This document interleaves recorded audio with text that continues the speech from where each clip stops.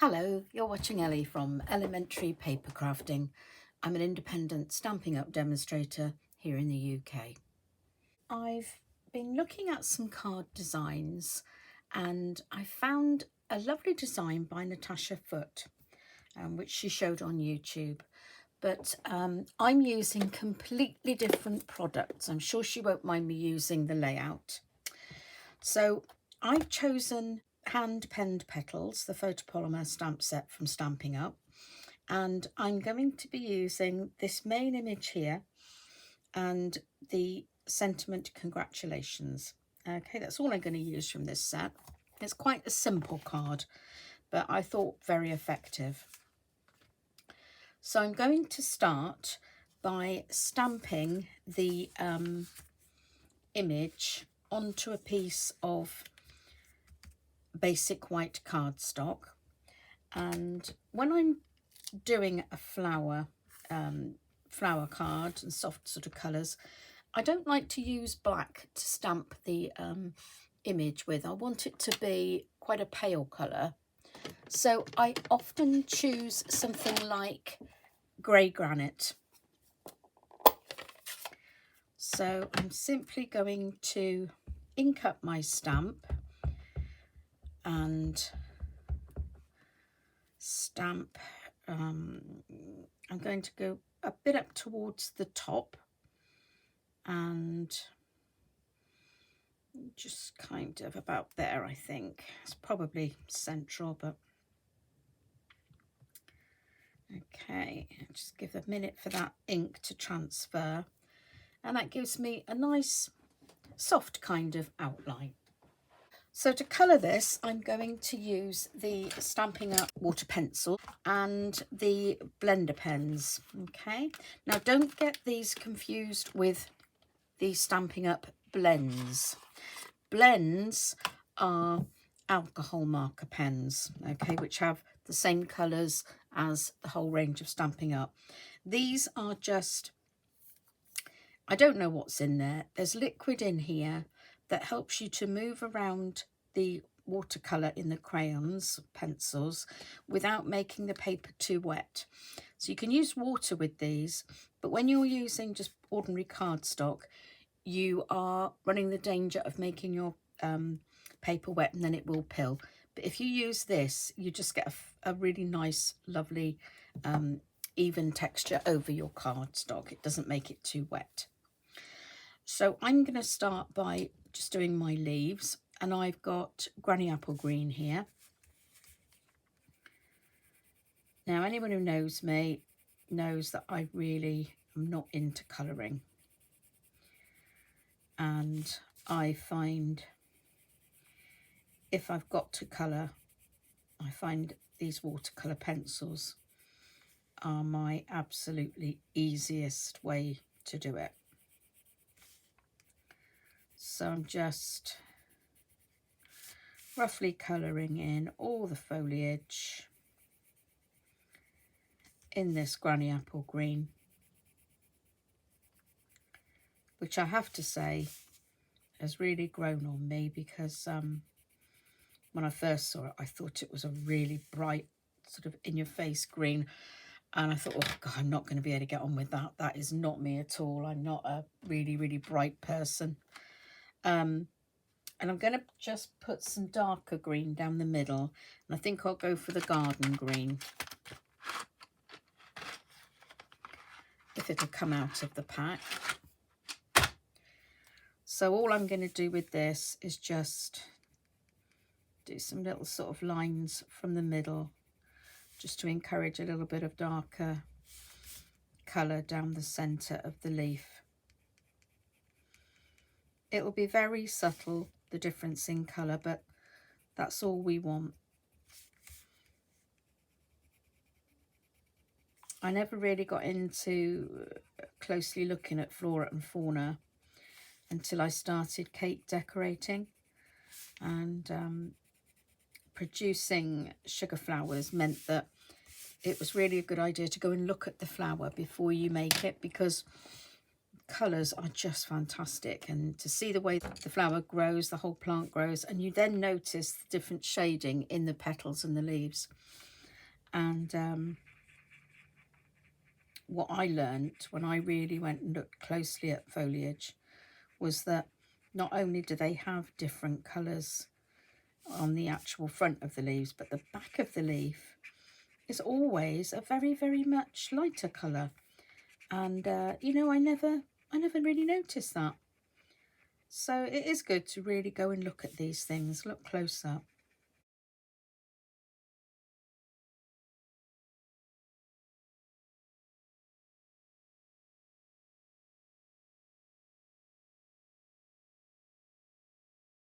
And that gives you a really nice sort of look. And then I just gently do this until it comes clear on the paper, and that's taken away any ink that I might have left behind. The blender pens come in a pack of 3 and they're double-ended, so you've got 6 different colours. And so far that's been enough for me, because I just use that for all the greens, that for all the purpley colours, and so on. So the rest I'm going to use sort of yellows and oranges. So I'm going to start with Daffodil Delight. And again, I'm going to go all over my flower. And again, not carefully at all.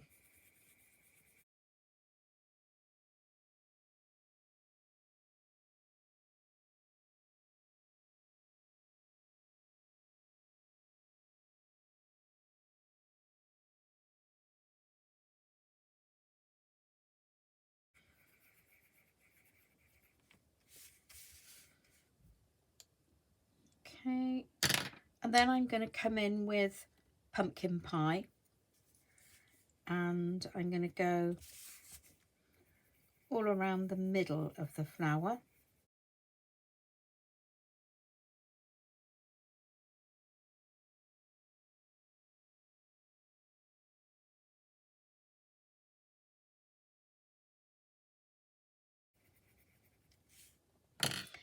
And then lastly, I'm using Real Red, and that's I'm really going to ramp up the colour on this one in the centre.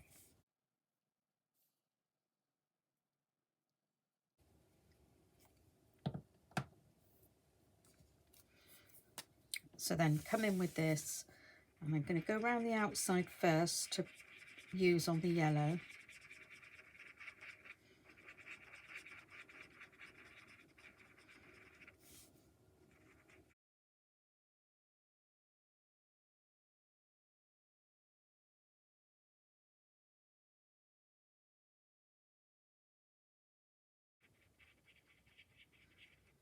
And then I shall start coming into the orange.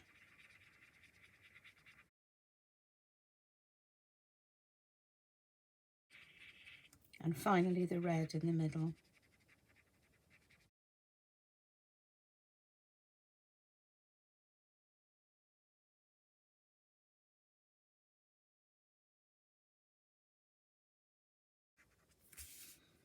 And there's our quite roughly watercoloured flowers. The next thing I'm going to do is take a ruler and a pencil,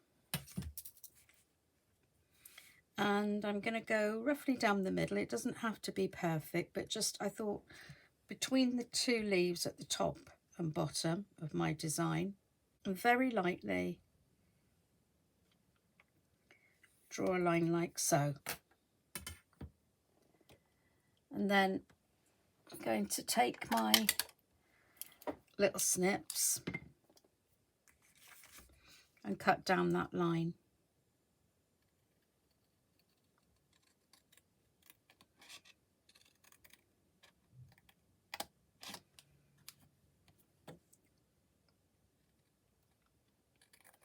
And I just cut down to the leaf there, okay? And now I'm going to just cut around here, just leaving a very, very tiny white border. And I will speed this up, although it really doesn't take that long.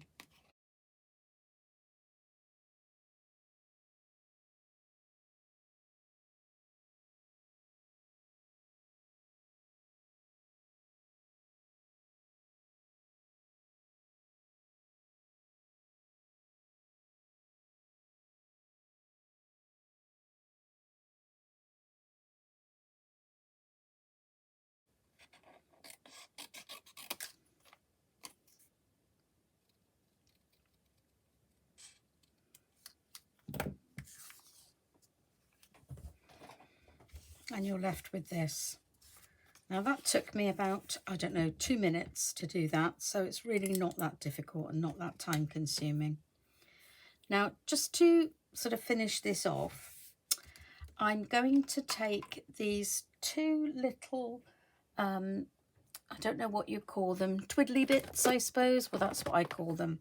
From Days to Remember, there's these two little wavy lines, and I thought I would use those to just go around the edge here to make a little border. So I've got my block, and if I put these opposite each other like so, it looks a little bit like a moustache, doesn't it? And I think I'll use the Granny Apple Green here just to pick that colour up to go all the way around the outside.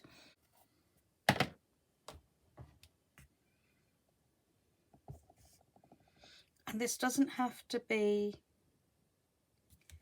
absolutely perfectly stamped and lined up. It can be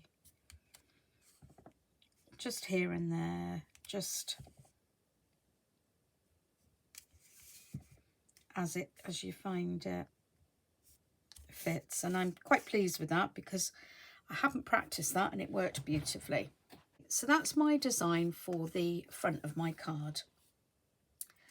So I'm just going to pop that to one side, and the next thing I'm going to use is the split card textures dies again. I really like these, and I'm just going to cut that out of a piece of basic white cardstock. So here we are, and that's what it looks like cut out, and there's just a couple of tiny little bits stuck in that die, and they're really easy. If you just bang it a couple of times on the wrong side, they'll pop out. So they've come out beautifully. Just pick those bits up.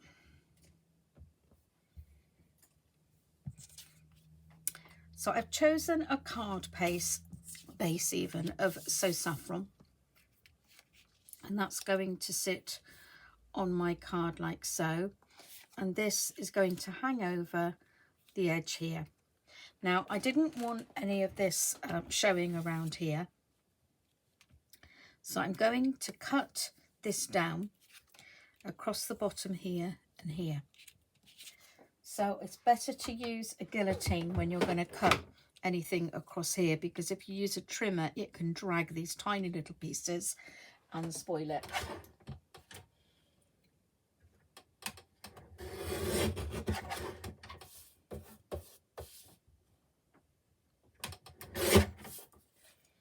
So that's that bit done, and then I'm going to cut down here.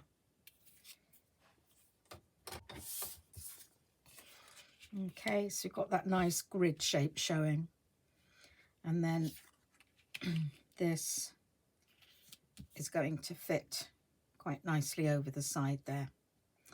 Okay, so I'm going to go ahead and glue this to my white panel there.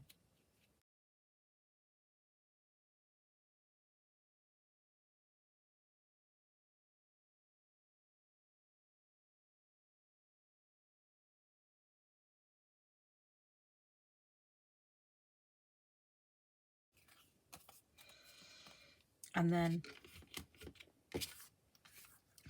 pop that on my card. I think that makes a really pleasing look, and I quite like that this stands up off the card. It gives that, because it gives a kind of shadow behind. In fact, do you know what I'm actually going to do? I'm going to put some more cardstock behind this so that it actually comes up off the card and really gives that shadow. Right, okay, so I've got some offcuts of card. When I've cut cardstock, I always keep all the bits in a folder like this. So I'm just going to go away and cut, say, probably 3 pieces of cardstock to fit that, and I'll be back.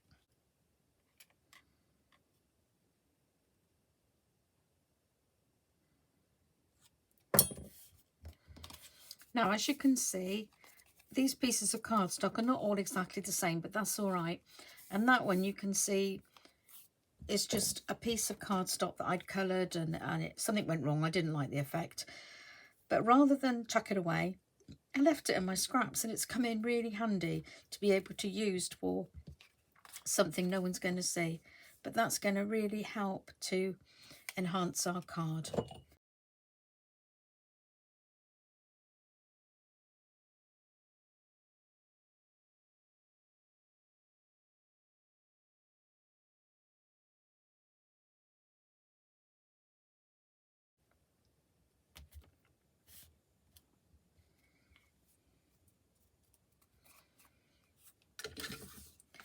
So now it's going to stand up, and you're going to get that shadow all around there. It's going to look really good. You see what I mean? I like that. Really shows the dimension. You know, we go on about giving our cards dimension, but when you can actually see the dimension that you've created, it's a bonus.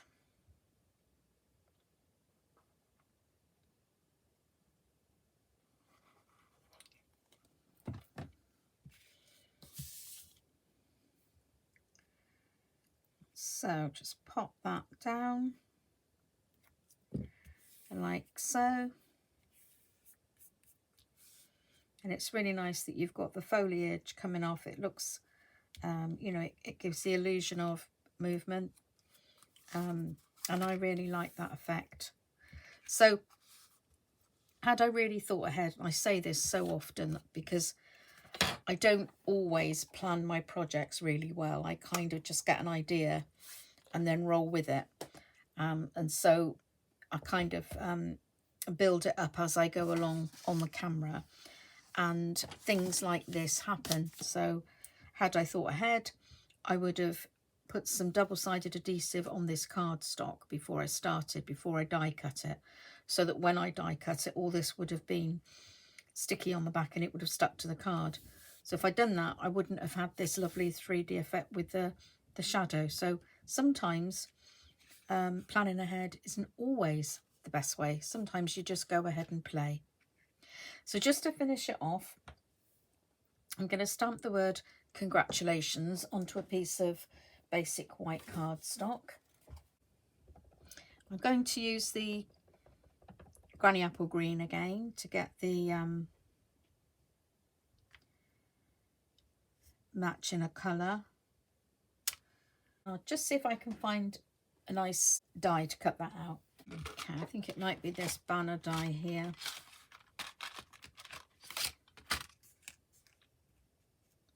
Okay, so that comes from the Tasteful Labels dies. The great thing about Stampin' Up is that they make all the dies, stamps, stamp blocks, acrylic blocks, everything kind of fits across the range. So you'll find that you can use all the stamp sets together, and the dies may have been sold to accompany one particular stamp set, but they usually fit in with all our others as well.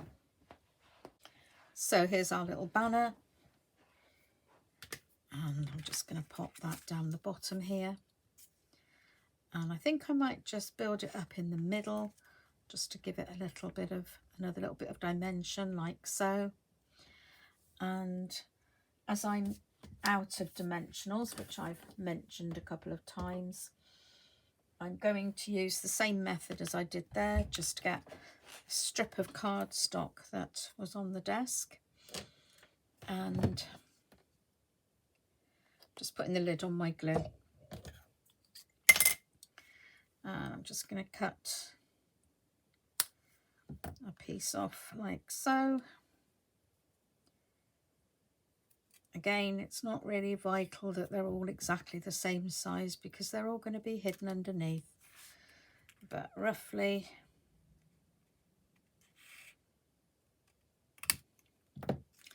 the same. And then to make my own dimensional, if you like, just stick those three together.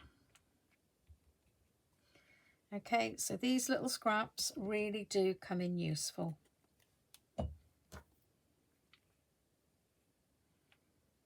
And I probably put far too much glue on there.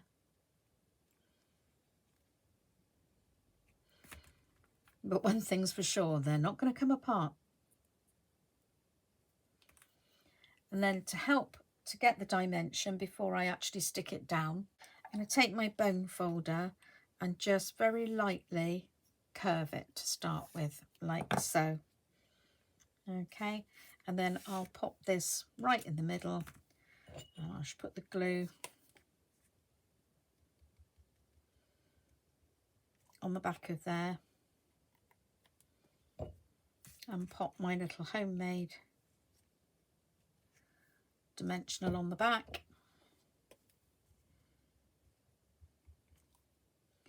More glue.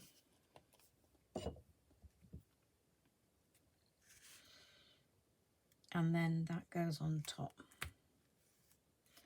Okay, so that's today's card. I hope you've enjoyed that.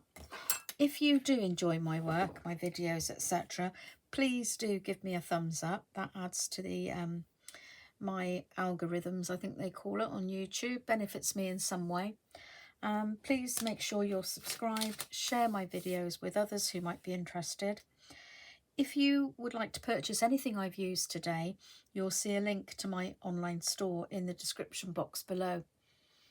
Also in that description box, you'll find links to the downloadable digital catalogues which are current at the moment.